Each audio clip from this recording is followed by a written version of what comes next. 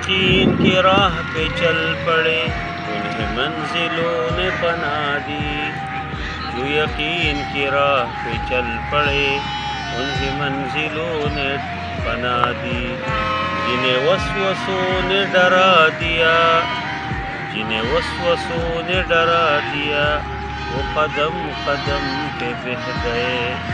خدائے لم یزل کا دستی قدرت تو زباں تو ہے، خدائے لم یزل کا دستی قدرت تو زباں تو ہے، یقین پیدا کرے غافل، یقین پیدا کرے غافل کہ مغلوبی گما تو ہے، جب اس انگارۂ خاکی میں ہوتا ہے یقین پیدا، جب اس انگارۂ خاکی میں ہوتا ہے یقین پیدا، تو کر لیتا ہے بال و پری روح الامین پیدا۔ اشعار کا یہی مقصد ہے کہ انسان کے دل میں یقین ہونی چاہیے، اللہ کی ذات کے اوپر یقین، اللہ تعالیٰ کی خالقیت کی یقین، رازقیت کی یقین کہ اللہ خالق ہے، اللہ رازق ہے، اللہ نے دنیا میں پیدا کیا، سب کچھ اللہ کے اختیار میں ہے۔ اور فما بالآخرۃ ہم یقینون، آخرت کے اوپر لوگ کیا یقین رکھتے ہیں۔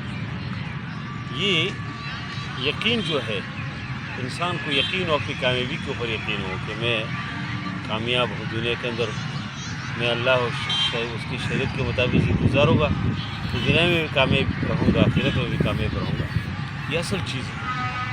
اور جو آدمی وسوسوں کے شکار ہو جائے کہ سچ ہے کہ سچ نہیں ہے، یہ صحیح ہے کہ صحیح نہیں ہے، تو گویا کہ وہ پریشانی کے علاوہ سے اور کچھ بھی حاصل نہیں ہوتے۔ اس سے ہم اس پوری کائنات کے اندر دیکھیں یہ ایک ذرہ یہ بتاتے ہیں کہ اللہ تعالیٰ ایک عظیم ذات ہے، قدرتوں کے مالک ہے۔ دیکھو یہ اس پارک میں ہے، یہاں پر دیکھو اللہ تعالیٰ کی قدرت کی نشانی ہے، پھولوں کے اندر، یہ درختوں کے اندر، یہ پودوں کے اندر، یہ جو گھاس ہے اس کے اندر، یہ سب کچھ اللہ کی قدرت کی نشانیاں ہے ادھر موجود ہے۔ تو اس لیے ہمیں یہ تو عارضی دنیا ہے، اصل تو آخرت ہے، اصل تو جنت ہے۔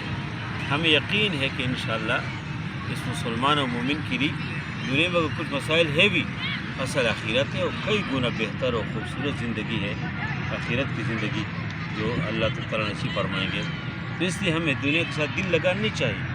دنیا کی خوبصورتی، دنیا کی رونق یہ عارضی ہے، اصل جو ہے آخرت کی زندگی ہے اور مستقل زندگی ہے۔ اللہ ہم سب کو نصیب فرمائے، اللہ ہم سب سے راضی ہو جائے، اور اللہ تعالیٰ آخرت کی پوری طرح صحیح یقین اللہ ہمارے دل میں ڈالے۔